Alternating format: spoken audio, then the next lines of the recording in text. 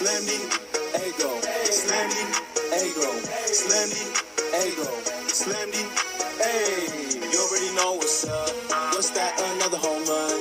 We should know the job ain't done till we hold that trophy up. Hey. What's up, everybody? Welcome, episode 558 of the Talking Friars podcast and YouTube show. Ben Fadden with you here on January 24th, 2024, 1/24/24. Main topic of the show today, going through Dennis Lin's athletic survey, fan survey, talking about the state of the Padres franchise. If you have already done this survey, you can give your thoughts in the live chat, or if you're watching this on replay or listening on the podcast platforms, you can go to the YouTube live replay. That sounded weird. Live replay. You can go to the replay of this show if you're not catching it live and give your thoughts on what you put in Dennis Lin's athletic survey. But yeah, just going down. I think I did this last year. It's a great thing that the Athletic does every year. I don't know if they do it for every team, but I know that Dennis has done it with the Padres. And last year, it was a good time, I think, to put the survey out because if I remember correctly, most of the Padres moves were done at that point in time. I know they didn't sign Michael Wacha yet at that point. They might not have signed Seth Lugo at that point, but this offseason, it's not really the best time to put this survey out, I don't think, because there's so many holes still left on this Padres team. I think it's best to ask this question before spring training starts or before even the Korea series starts, because then we'll see what the roster looks like. I think it's more of a difficult survey to complete, not knowing some of the answers, really, at least in my opinion, to some of these questions that were being asked here in this survey, to rate it on a scale of like 1 to 5, 1 being not confident at all and 5 being very confident. Maybe some fans' answers would change based on the moves the Padres make the rest of this offseason. But this is when the survey came out, so obviously we're just giving our thoughts on the questions that are being asked of us at this point in time. And at this point in time, the Padres still need starting pitching. They still need left-handed bats. They still need center field, right field, bench depth. Like, there's still holes on this roster, obviously. There's time. But it feels like we're in a transition year where last year, all in, they had Snell and Hader and all those guys, all the superstars. There's still superstars on the team. But those guys are leaving, have to lower the payroll, and the impact prospects don't seem like they're going to be really ready to go until 2025. Maybe some will come up in 2024, but are they going to be like fully prepared to, play well at the big league level in 2024? I think they'll be more ready to go in 2025. So let's get to this survey here. The Athletics 2024 Padres fan survey. For anyone that subscribes to The Athletic, you have until, actually, it looks like the survey is already closed. It says survey will close at 12 a.m. on Thursday, January 24th. So, yeah, survey, I guess, is already closed. So, I guess this is a good time for me to give my thoughts, so I'm not, I guess, swaying anyone maybe on this survey. It's already closed. The first one here, how confident are you that the Padres are headed in the right direction? Scale 1 to 5. 1 is not confident at all. 5 is very confident. For this, I'm going to say 4, because I'm not looking at it just for 2024, even though it is the 2024 fan survey. I'm looking at it from like a grand view. Are the Padres just generally headed in the right direction? And I think they have a core locked up, and they have prospects that it doesn't seem like AJ Preller is going to trade. Like the Juan Soto deal, right? When the Padres acquired him, we were like, okay, all these top prospects, they're going essentially. I know Merrill stayed, but pretty much all the top guys, they're gone. It doesn't seem like that trade is going to happen with the Padres. Now, Preller might surprise us, but it doesn't seem like that is going to happen. So, yes, transition year, like I said, but I like that there's young talent that is about to come up, it seems like. And that will allow the Padres to spend money elsewhere. And you look at some successful teams like the Astros, the Cubs in the past, the Dodgers, obviously, it seems like they always have people. I know they've spent a lot of money, obviously, but they they have had guys come up and not make anything, and then they've been able to go spend on Mookie Betts and on Freddie Freeman. And like Will Smith came up, and now they're spending on Shohei Ohtani and Yoshinobu Yamamoto, right? So if the Padres can get there, then we know that they're going to be, at least in my opinion, I know that they're going to be in a pretty good spot. So I put it as a 4. I can't say 5. When you trade Juan Soto and you can't spend on Hader and Snell and you don't have a TV deal and all that, I can't say 5, but maybe it's the Peter Seidler rubbing off on me. I'm going optimistic here, and I'm going to go 4. How does that compare to how you felt this time last year? The options are I'm a lot more confident now. I'm a little more confident. I feel about the same. I'm a little less confident. I'm a lot less confident. I'm picking I'm a little less confident. I'm not saying I'm a lot less confident. I'm a little less confident. I don't think you can feel the same because we don't have Juan Soto. We don't have Blake Snell. Don't have Josh Hader. Like, we don't have the star power. We don't have Peter Seidler actively, physically in our lives, right? You can't say that you're a lot more confident because wasn't last year like the most confident that you can be in a Padres team? I'm a little more confident. I don't see how you can be more confident right now than you were at this time last year, because last year they were coming off of an NLCS appearance, and then they were building. Like, Tatis was coming back. I know he had the suspension still, but he was going to be coming back. Like, there was a lot of things that we were feeling good about. You definitely can't feel that way now. So I'm a little less confident there. Next one, how confident are you in ownership led on an interim basis by Eric Kutsenda? Not confident at all is 1. Very confident, 5. This one I went with 3 because we haven't heard Eric Kutsenda talk. So I'm not going to say I'm very confident because when you're lowering payroll and you still haven't spoken, I'm not going to go that high on you. Sorry, I want to be optimistic, but I'm not going to go that high. And you can't compare anyone to Peter Seidler, so maybe it's unfair to Eric, but I'm not going to go 5. I'm not going to go 4 when I haven't heard the guy talk, right? I'm also not going to be super unfair to him and be not confident at all because, again, I haven't heard him talk, and the offseason isn't over, and this season hasn't played out. Like, ask me this question again next year when there's the 2025 survey, and if the Padres miss the playoffs and AJ Preller is still here, then maybe I'll go less than 3. But when I haven't heard the guy talk, I'm neutral on this. Like, I'm not going to say I'm not confident at all because Eric did have a relationship with Peter Seidler. There's still a lot of people that have spent many years in that Padres organization. They're still there. So it's not like Eric Kutsenda is by himself here, but I'm not going to go very confident either. And I don't know what fan is going to say very confident. I don't know how you can say very confident at this point in time.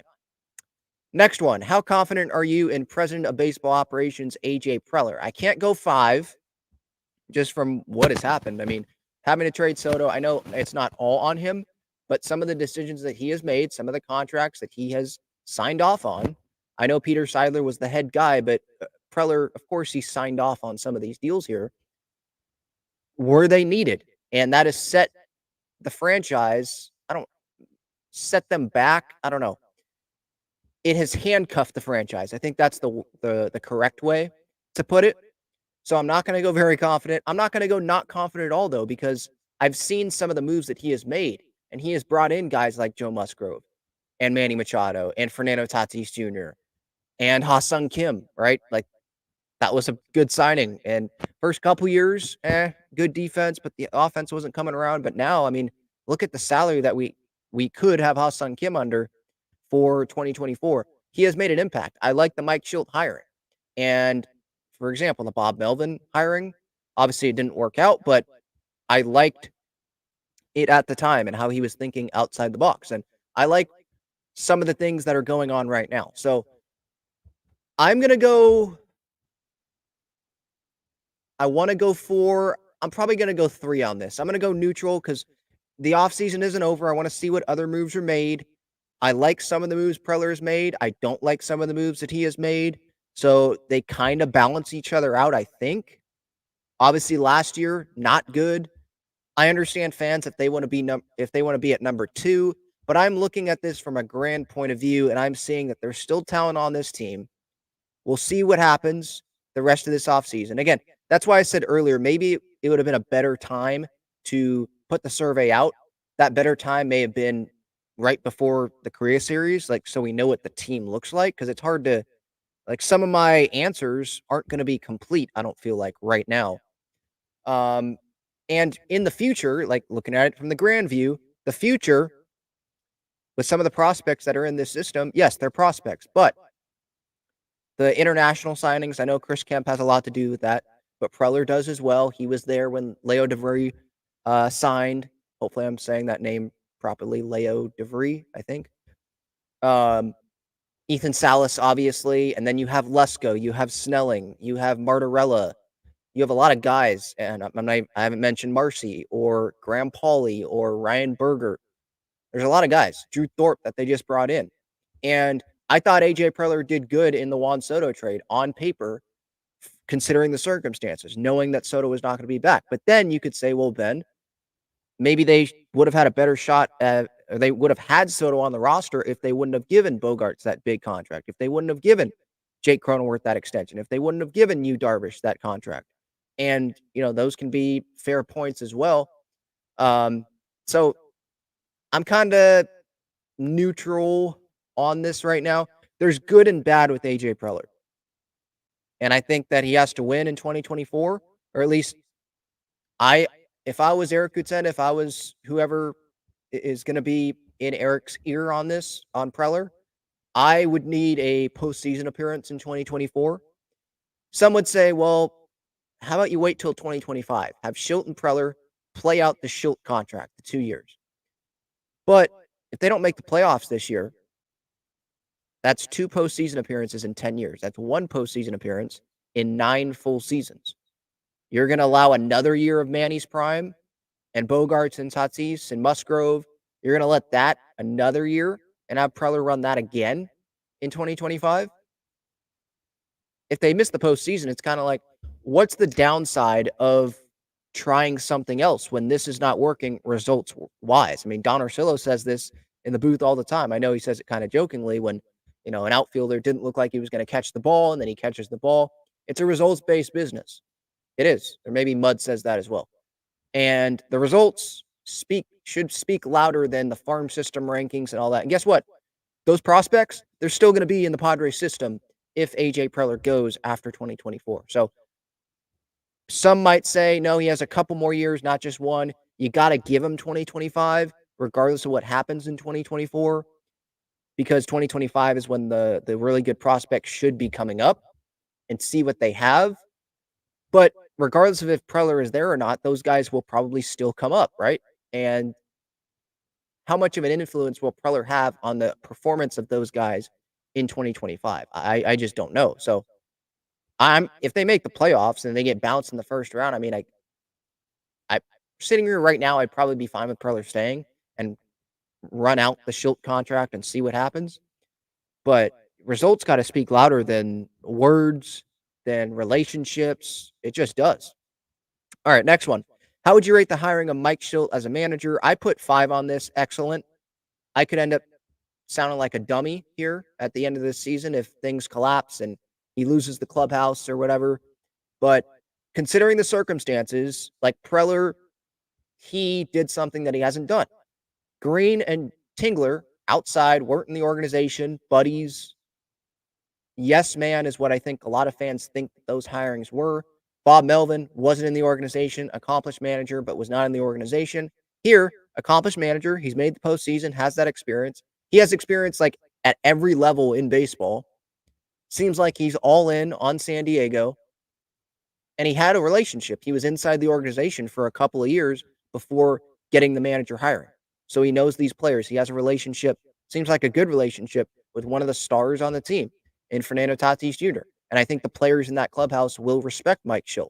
And I think Mike Schilt is all in on this. I think he and Preller's personalities, how they go about business, it matches up where Bob Melvin and AJ Preller obviously did not. So, yeah, right now I'm saying a 5 on this hiring. If it was between Flaherty and Schilt, I wanted Schilt. And I wanted someone like Skip Schumacher, but then I think we all knew like that wasn't going to happen after making a postseason appearance. The Marlins would have had to approve it, all that.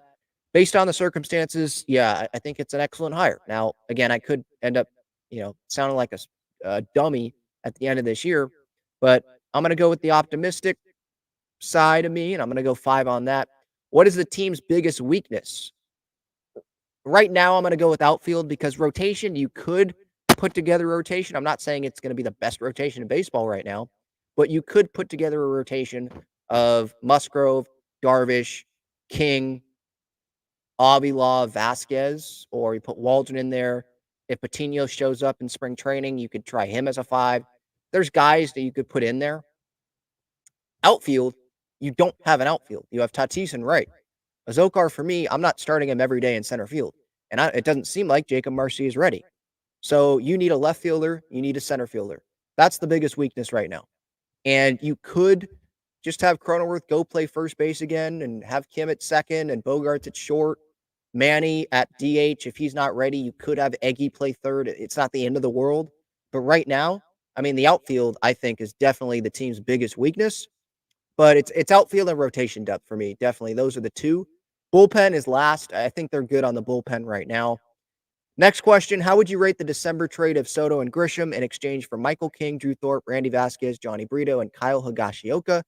1 is I hated it, and then 5 is I thought it was the best possible outcome. I go 4 on this. Obviously, it's not the best possible outcome. Trading Juan Soto is not a great outcome, right? But considering maybe that's what Dennis is saying here. Considering the circumstances, best possible outcome, I guess I would put 5 there. But I'm going to put 4 just because it's not the best possible outcome. The best possible outcome was Soto being on the team. He's one of the best hitters in baseball, right? I would have been fine with trading Trent Grisham, but like Soto, you want him on your team, right? Especially when he's under contract. And when he was acquired from the Nats, we thought that he was going to be with the Padres for at least 3 years.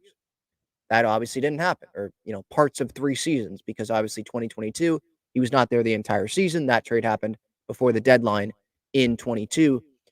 But I go 4. I did not hate it because I knew the circumstances and I really liked the package that the Padres got back. On paper, I thought that the Yankees were the best team for the Padres, and they got back pitching. They got back one of the Yankees' top prospects that they didn't want to give up. They got back the starter of him and Schmidt, King and Schmidt.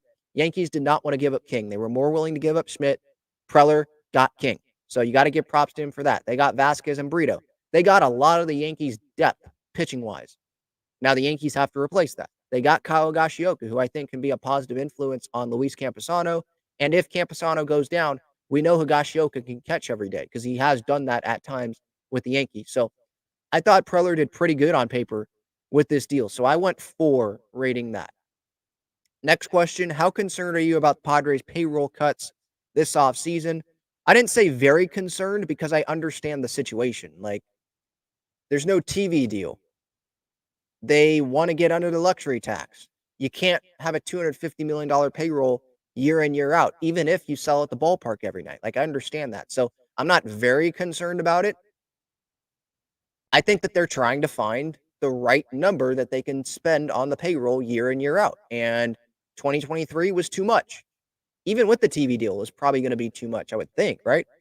Because of how much of a loan that they needed to take out, $50 million. And MLB, they gave the Padres, I think, 80% of what the TV deal was. So there's a little bit of a gap there, right? It's not like the TV deal is $50 million. I don't think it's $50 million exactly that the Padres didn't get from the TV deal. I don't think, right? I haven't seen that, or at least I don't remember seeing that. So I'm somewhat concerned. I'm not very concerned because I understand the circumstances. It's tough with the death of a chairman. You were already going to lower the payroll anyway. But I'm somewhat concerned, yeah, because it would be nice to hear Eric Kutsenda talk. The offseason so far, I mean, it's trimming payroll. It's talking about trading Ha-Seong Kim, trying to find a way to trade Jake Cronenworth, like that was, being reported out there earlier this offseason. They didn't trade Soto because they thought it was like, oh, this is a great move to do. It was because they needed to create more roster flexibility, or financial, I should say, flexibility. So, yeah, that is somewhat concerning, but I'm not going to go very concerned because these are unique circumstances. I don't think you can say not concerned at all. Maybe some will say not very concerned, but I'm sorry. Some of the things that have happened here, they don't want to spend $16 million a year on a starting pitcher. They're not doing that this offseason. So I think, yes, you have to be somewhat concerned about that. Next one, what should the Padres do with Ha-Seong Kim?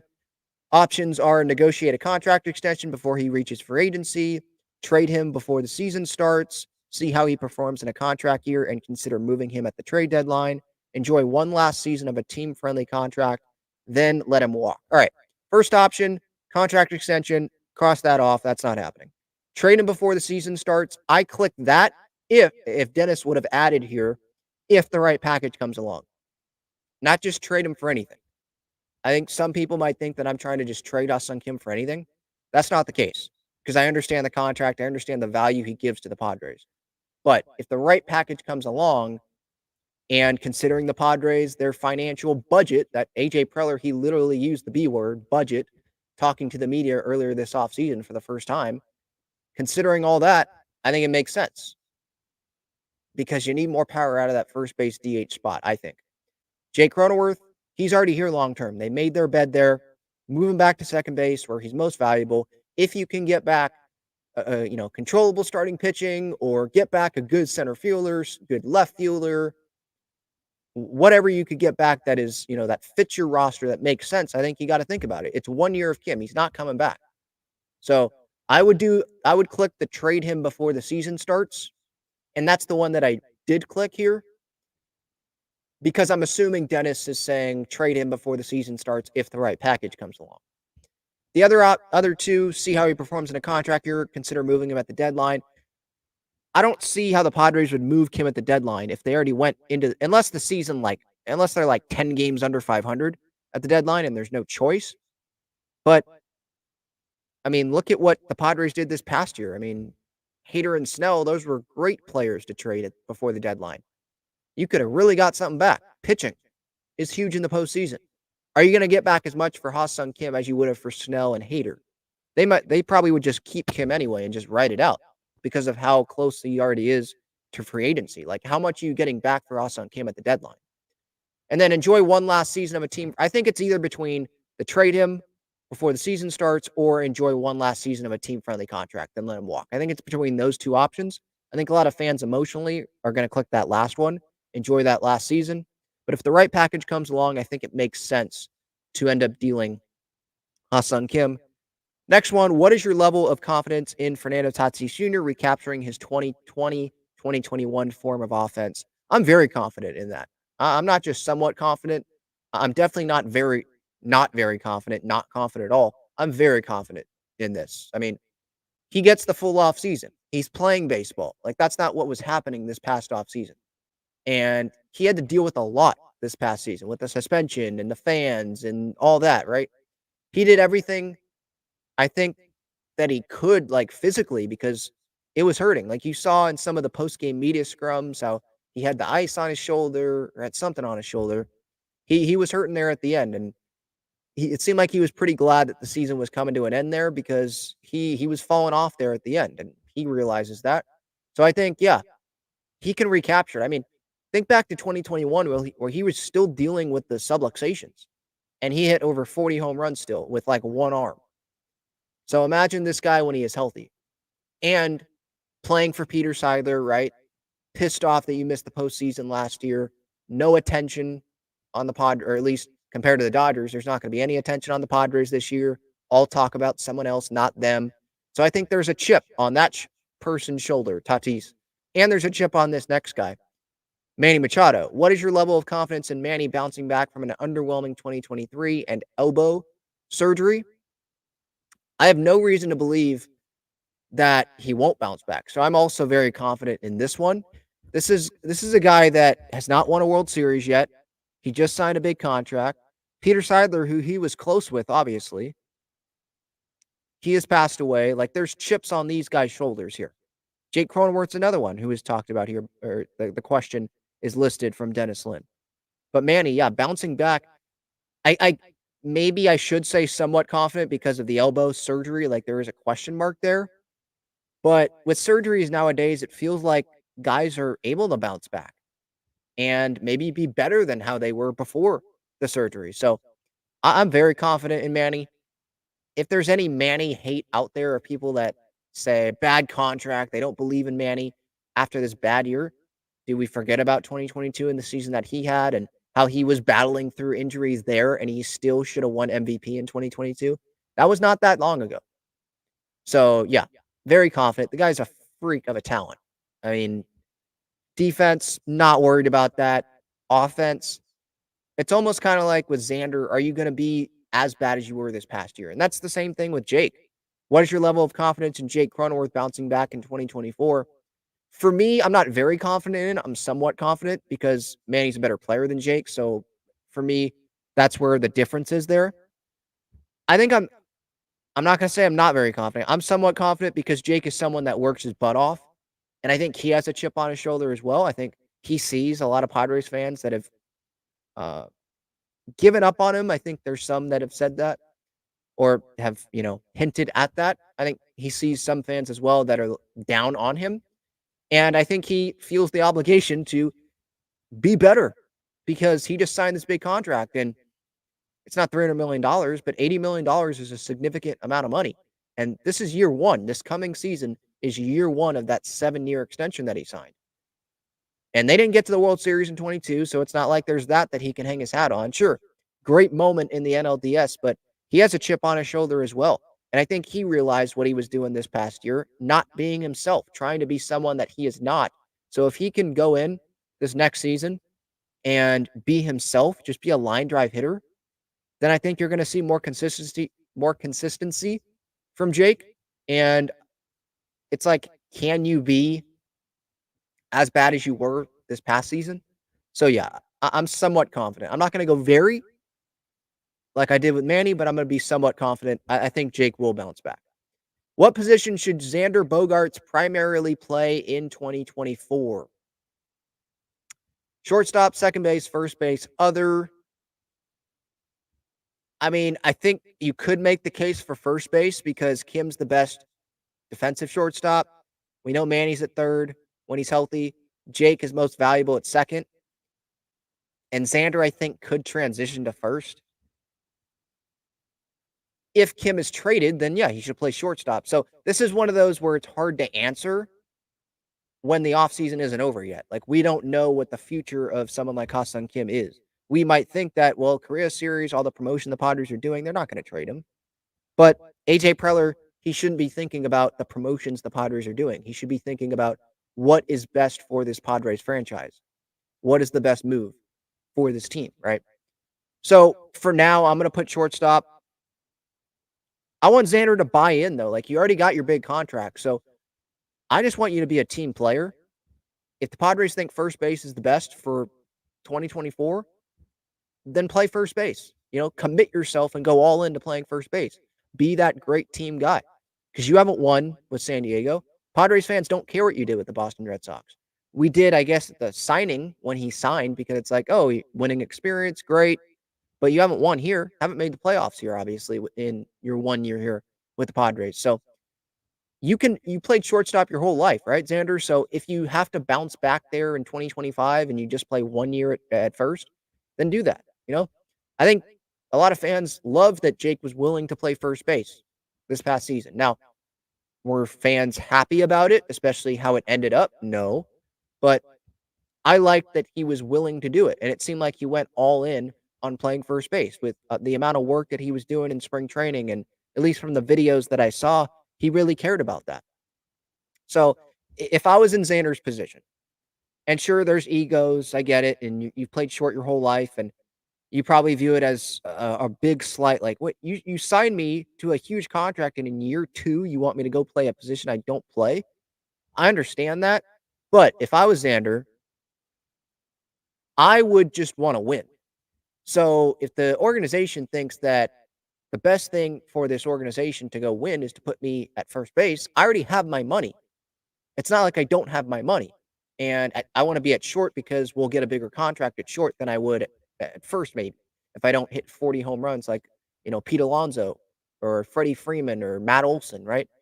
But you have your money, go win.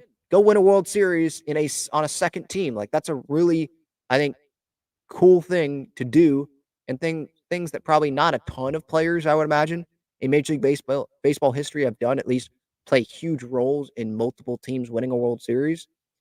And you could be a first in the franchise's history. So go do what's best for the team. But for now on this survey, I put shortstop. Which Padres prospect excites you the most? Leo DeLeese, DeVry, Dylan Lesko, Jackson Merrill, Ethan Salas, Robbie Snelling, and Drew Thorpe. I think I went with Salas last year. I'm still going with Salas, but let's change this question here for which prospect excites you the most for 2024. And for that answer, I'm saying Jackson Merrill because I think out of all these guys, he is going to come up first, probably. Thorpe may not come up at all. He might come up second half of the year. And if I'm going to, be honest, I don't know a ton about Drew Thorpe. I want to see him more. Exciting Jackson Merrill because I've seen the guy play. I've seen him play at big league spring training, and he held himself, I thought, pretty well there at big league spring training. And we've been talking about this guy for years now. I want to see what this guy can do at the big league level. Hopefully, he's on the Padres at the big league level. I'm excited to see where do the Padres put Jackson Merrill? How much playing time does he get? Where does he start the year in 2024? When does he come up in 2024? Is it All-Star break? Is it May? When is that? How is he going to do in spring training?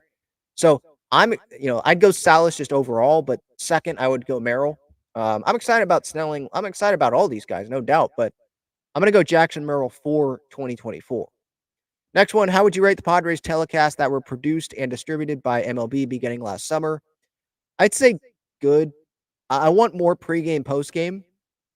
I'm not saying that I watch it every day, but if you're Major League Baseball, take advantage of that, right? Why have a 10, 15-minute postgame show? You'll just have fans go elsewhere for that content, right? So I would just expand that. I like that. I like the camera, the because it was different from Bally. I was fine with the score bug. I wasn't a big fan of the Bally score bug, like showing us NHL scores. I have nothing against the NHL, but showing us NHL scores on the score bug during a Padres Marlins game or whatever, like I don't care. Just show us the score of this game. Maybe you put scores of other games in Major League Baseball, but we don't need to see scores of other sports. It's not ESPN. ESPN, I'm fine with it because it's ESPN, but when it's a Padre game and it's on like Channel 4 or it's on MLB TV, I like the score bug there instead of Bally's. And obviously, Don and Mud, they obviously play a part of it. So I should say excellent for that, but I'm going to say good because there's some things that I wasn't a huge fan of. Um, I'm not a huge fan of them cutting back on talent. I thought Annie was good. I thought Sweeney, he was honest at times about this Padres team, and I like that as well. So obviously, like Pomerantz, I like that he's staying. I like Scan, Don, Mud, Jesse, Tony. How would you rate Padres radio broadcasts? I don't listen to the radio a ton because I'm usually at the games or I'm watching the games on TV. So to be honest, I'm probably not the best to ask about this, but whenever I do have it on the radio or I'm listening to radio calls back of Jesse and all that, I think it's excellent. I don't have a negative thing to say about it. Some aren't the biggest fans of Tony Gwynn Jr., but I'm fine with Tony on the radio broadcast. And I think Jesse is a very smart guy, and I like him calling games. So yeah, I'll say excellent on that. What is your excitement level for the San Diego Padres 2024 season? 1 is I don't care. 5 is I'm extremely excited. Who put I don't care? Like, I want to see how many people put I don't care. Because why are you taking the survey if you don't care about the Padres 2024 season? I put 5. I'm extremely excited. Am I as optimistic about the year as last year? No, because I mean the expectations were just so high for the 2023 Padres. But every year, I don't care what the team looks like. I'm a big Padres fan, so I'm extremely excited about every Padres season. Now, you asked me this question in August in 2017 when the team stinks, it's not as much. But going into a season, something about the fresh start and everyone being 0-0, and we're not even at spring training yet, and I'm still, you know, excited, interested in seeing how the rest of this offseason plays out around Major League Baseball with the Padres. So, yeah, I'm at a 5, and I'm at a 5 going into pretty much every Padres season.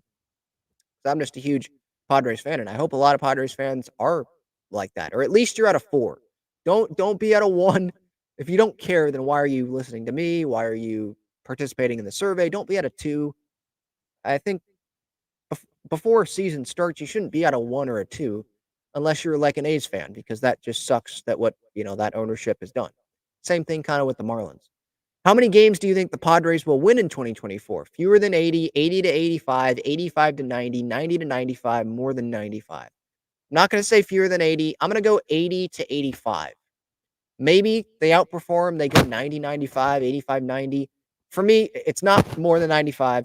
It's between 80 to 85 or 85, 90. So between 80 to 90 wins is where I'm going. If I have to pick one, I'm going to go 80 to 85, something around that. Because they are losing some guys that really help, like Blake Snell, Josh Hader. I don't know who is going to replace those guys. Well, I guess bullpen-wise we do, but, like, who is gonna replace Blake Snell? Injuries that can come up, right? Who's gonna be on this roster? What's the year Tatis gonna have? What year is, Manny gonna have? What type year? Crony and Bogarts. Is Bogarts gonna get hurt? Camposano, what's gonna happen there? Prospects that come up and play, are they gonna be ready? What's the outfield gonna look like? How is Schilt gonna be managing this team? And, I love the hire, but just how is that gonna work out? I'm not gonna go 85, 90. I'll go 80, 85. And if they win 84, 85 games, maybe that does get them in the wild card. Maybe they need to go 85, 90 to get in. We'll see. Just get into the postseason and see what happens. That's kind of the mindset that I have right now. Next one, will the Padres play in a World Series in the next 2 seasons? As much as I want to say yes to this, it's baseball. Like, it's so I probably should say yes because wild card teams keep making it to the World Series. But with how the Dodgers, and I think I should probably say the Dodgers aren't going to make it to the World Series. But there's other good competition in the National League, like the Phillies and the Braves. You'd think the Braves are going to end up pushing through at some point here, right? Next couple years. I know they won in 21, but I'm talking about the current version of this Braves team. NL Central, I'm not going to say like they're going to be doing much. Maybe the Cubs, but we'll see what happens with them the rest of the offseason. There are surprise teams, it feels like, every year, or teams that barely make it in and they go on a run. So maybe I should say yes on this, but you got to think the Dodgers will, as much as I hate to say it. And historically, yeah, they don't. They're gonna choke. And one of these next 2 years, I guarantee you the Dodgers are going to choke. They're not going to make it to the World Series, but I feel like they're going to make it at least one of the next 2. And I feel like the Braves, and I know these are the 2 best teams in the NL, so I'm not really going out on a limb here. I don't know if the Padres will make the postseason this year, 2025, and I don't know what 2025 is going to look like there. So it's kind of iffy on 24 and 25. So I say no, just playing the odds. I think they're going to, right now, assuming that some moves are made, I say that they're a playoff team in 24. I have no idea what's going to happen in 25. That's such a long time away. So I'll say no, but playoffs, I'll say yes for 24. And then here, Dennis, instead of just multiple choice, he says, describe your feelings on the state of the team and its future in a sentence or 2. What I would say, and this is a different answer, I believe, than what I gave last year. What I would say is it's a transition year. I'm not expecting them to be a World Series team like I was last year, going into last year. But I think that they can be a playoff team. I think that the Padres are in a tough situation right now. There's no TV deal. They didn't have Amazon Prime pick up their TV deal or anything like that. And on paper, the roster is not going to be good going into 2024 as it was in 2023. So we're not going to be expecting them to be a World Series team. But I think that there's still a good core in place. And I think, look at it from a big view, big picture, I think they're headed in the right direction because they do have a bright future ahead of them if all of these prospects, all these big guys, can stay in the farm system and develop and then reach the big league level and not get traded. So overall, I'm still positive about the future, I guess the state of the Padres franchise, but it's not great. That's probably a big run-on sentence there, a big couple run-on sentences that I said there, but That's kind of my overall feelings, the state of the franchise. I'd love to hear your thoughts on that, Padres fans. In the comments, on replay, or live here in the chat, what are your thoughts? How do you answer that question? Describe your feelings on the state of the team and its future in a sentence or two. How do you feel about that? And I'll get to the comments here after this break. Check out Gaglione Bros' famous cheesesteaks and garlic fries on Friars Road. You can visit their website, gaglionebros.com, for their entire menu and enjoy their cheesesteaks and fries at Petco Park and Snapdragon Stadium as well. All right, let's go to Devin here. I expect at least a decent competitive team this year. I don't want everyone to give up on the team. Yes, it's not going to be a hype year like 2023 was supposed to, but I'm not ready to quit. Yeah, I feel like that as well. I think that this team's going to be a competitive team. But yeah, of course, like I said recently here, the expectations are not going to be as high. They should not be as high. Because, I mean, last year, the roster on paper, it looked like it was a World Series caliber roster. And obviously, guys did not play up to the level of expectation. Wasn't good enough. But just look at the D-backs. Look at the Phillies from a couple years back. There's talent on those teams, but did we think that those teams were the best teams? No. The best teams ended up losing in the division series, right? It's baseball. So I'm still choosing to be optimistic about this team. I'm not going to go crap all over this team when the offseason's not over and the season hasn't even started yet. So I'm trying to look at it optimistically here. Alex says, we said that about championship winning minor league guys and they didn't do anything. I will believe it when I see it about prospects coming up and doing something. That's a totally fair take to have, and I'm not going to push back on that. I will say that maybe, I don't really remember, to be honest. Maybe people were saying the same things about Hunter Renfroe and Carlos Asuaje and Manuel Margot.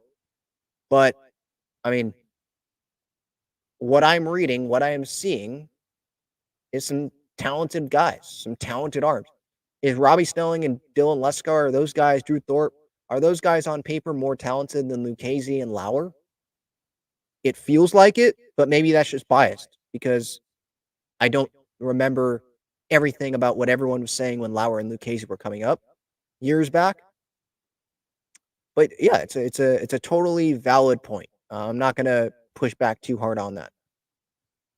But on paper, the future looks bright. But again, it's on paper.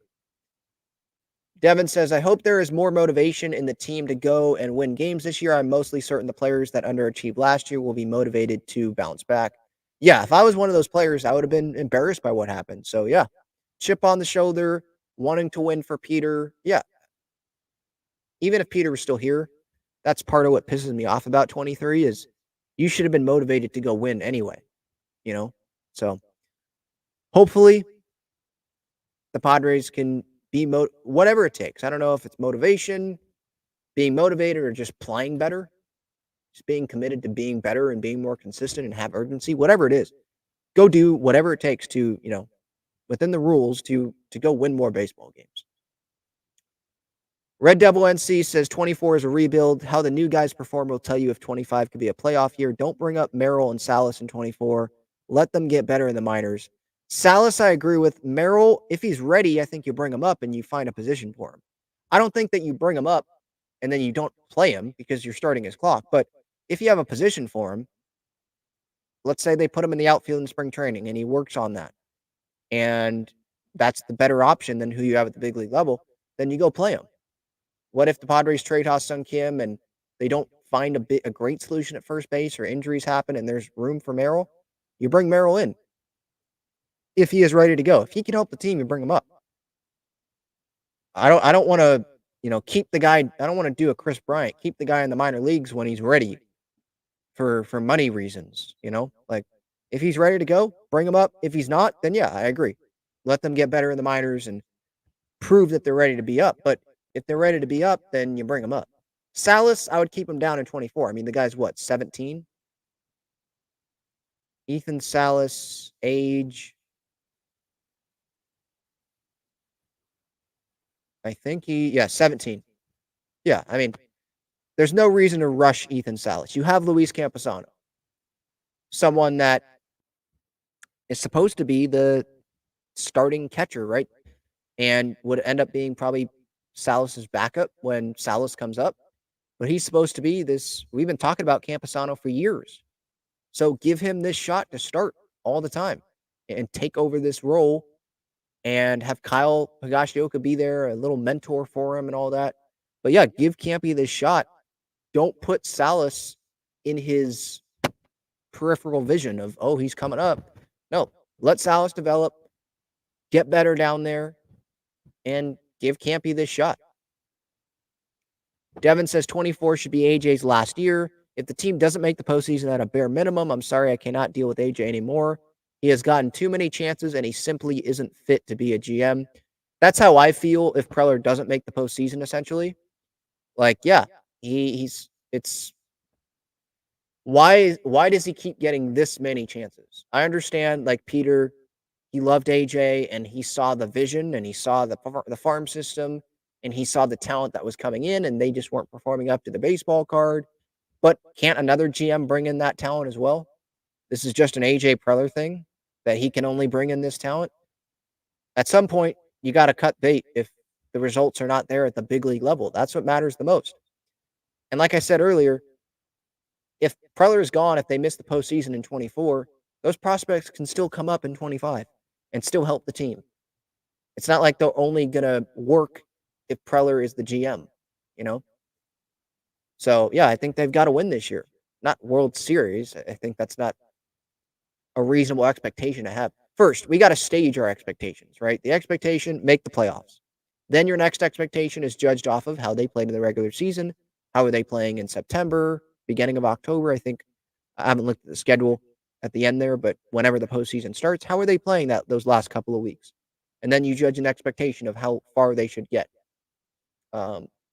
It's the expectation right now, get into the postseason. For me, that's what it should be. Hey, Yuki, hopefully you're doing well. Devin says AJ is a good scout. He finds talent in the youth route. He finds rough diamonds when it comes to the bullpen, but everything else he touches has ruined to a T. AJ is definitely on his last stride. Everything that he touches has not been ruined. I disagree with that point. But yes, there have been plenty of things that have not worked out. Just like a lot of GMs in baseball, by the way. It's not just an AJ Preller thing. Devin asks, should the Padres revive Channel 4? Well, they already have, not Channel 4 SD is the question. But if they, guess what? Channel 4 would have to pay money to the Padres to have the games, right? Your view, right? That's Channel 4 for like Cox subscribers. How much money do they have? Like TV stations don't have Yankee Dodger TV network money to go give to the Padres. So I don't know what it might just be the same thing as the end of 23 where it's going to be on Channel 4 for those subscribers that have that, and then it'll be on MLB TV. I would think it has to be on TV somewhere, right? I'm going to be watching it probably on MLB TV, but it has to be on TV somewhere because you got to serve all of your audience, right? We'll see. There has not been an announcement on that yet. Alex asks, how do you know we won't re-sign Kim next year? We're going to always be broke, so why cross it off? Well, because, I mean, Merrill's not trade. If Merrill is traded, if Cronenworth is traded, then I guess it opens up that possibility, right? More. But they have so much money locked up already. Guys that play middle infield. Your top middle infield prospect is almost ready, it seems like. So it just doesn't make sense. There's other teams out there that have $150+ million to give to Ha-Seong Kim that are willing to give to Ha-Seong Kim. It doesn't seem like the Padres are at that spot right now. And how smart is it to extend Kim long term? If Bogaerts is here long term, Manny's here long term, Cronenworth's here long term, what are you doing with Jackson Merrill? That's going to be your infield for the next 7 years. Unless you move Cronenworth permanently to the outfield or you're paying Cronenworth to be a utility guy. And then what are you doing with Merrill? Like, I just don't see how it makes a ton of sense because the Padres have already made their bed with some of the contracts that they've already given out. Johnny says Bogaerts has done his winning. Preller should not have 4 shortstops, and where does Jackson Merrill play? Yeah, that's a question. And I think it gets a little bit easier to sort out when Kim is gone because he's obviously taken up the starting second baseman spot right now. But yeah, where does Merrill play? Is he going to the outfield? Is he going to get traded for a big time starting pitcher? I don't know. I don't want Merrill to come up and just be a utility guy. Like, he's one of your top prospects. This is a guy that you think should be playing every day, right? So when he comes up, I want this guy to be playing. But where is that spot going to be for that? Carson says Merrill can play left field. It's not that big of an adjustment as he's athletic, and nobody expects him to be a gold glover or all-star just to be passable, which he should be. I could see that. But does Merrill have the power that the Padres want for a left fielder? Or at least in Major League Baseball, right? The corners, usually the power spots. And Cronenworth's not a power guy. That's one guy on a corner, at least from last year, right? Tatis, great. Fits corner. He fits anywhere. Left field, do the Padres want Jerks and Profar power production, right? Which isn't a ton. Do they want that in left field year in, year out? Or do they want more power? Maybe they move Merrill to center field. But what's happening with Jacob Marcy? Maybe it's Graham Pauley that ends up taking one of the corners. I don't know. Maybe they have Merrill Kim leaves in free agency. Merrill comes up, he's at short, Crony's at second, and Bogarts goes to first. Maybe that's how they do it. But then what about Nathan Martorella? Is he a DH? Is he bench DH? Fills in at first base sometimes. I don't know. It's a lot of money that has been spent that hasn't totally made sense to spend all the time, you know? It's rough. All right, I'll continue with the chat here for a little bit longer. But first, just wanted to remind you about some of the partners of the show. Foco, check them out. Link in the description. They've got some great Padres bobbleheads and collectibles. Breaking Tea, not just Padres, but they've got all sorts of sports, teams, cities. But they also have Padres, Aztecs, Wave shirts and sweatshirts there. Click the link in the description for them. Underdog Fantasy, they'll give you 100% deposit match up to $100. When you click that link in the description, first-time player there. There's a lot of pick'ems with the NFL, obviously the playoffs.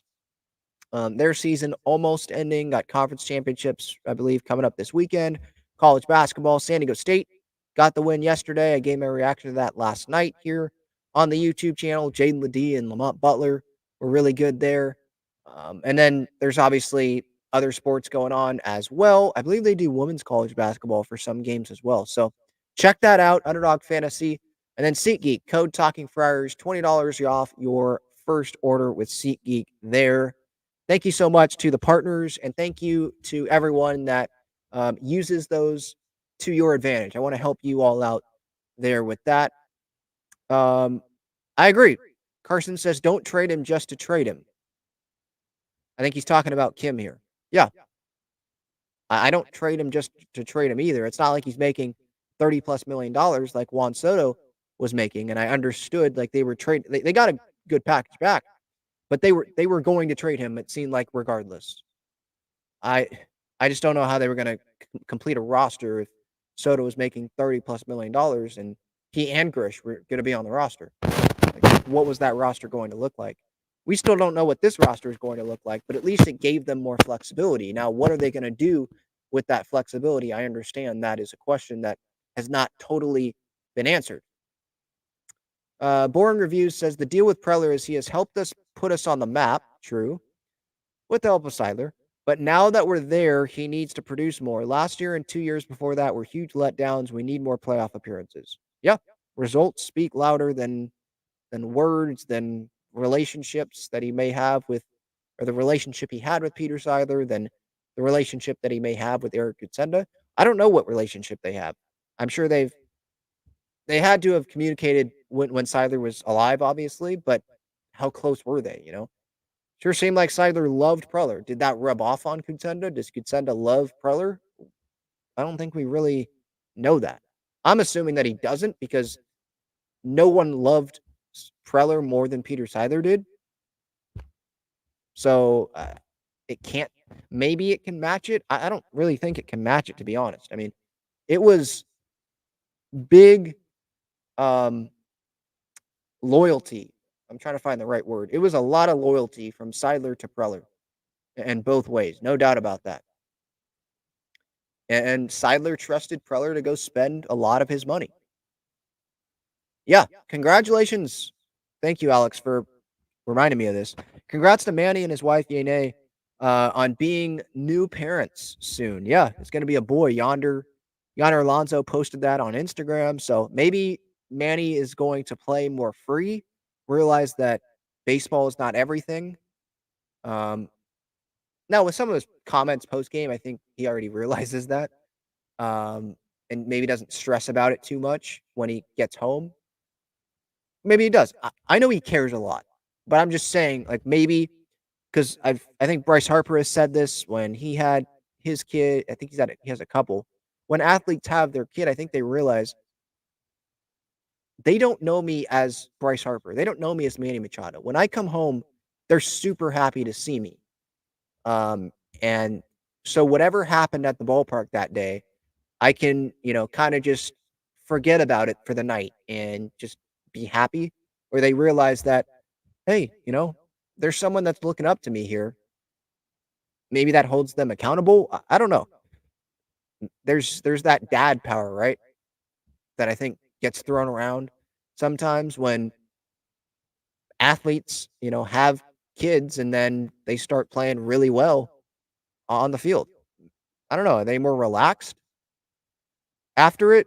I don't know. But I'm just hoping that Manny has a really good season. No doubt about that. And like I said when I was talking about one of Dennis's questions here in his Padre fan survey, how confident are you in Manny? I want to go back to the specific question here. What is your level of confidence in Manny bouncing back from an underwhelming 23 and elbow surgery? I said very confident because Manny's a very good baseball player. Let's not forget that. And I think he has a chip on his shoulder.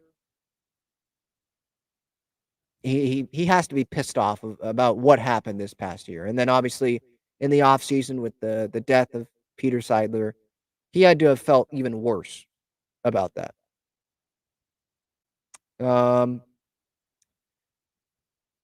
Pedro asks here's a good question. If we have a couple subpar seasons, do we think Padres ownership sells to new billionaires trying to get into MLB or sports market in San Diego and up-and-coming pro market?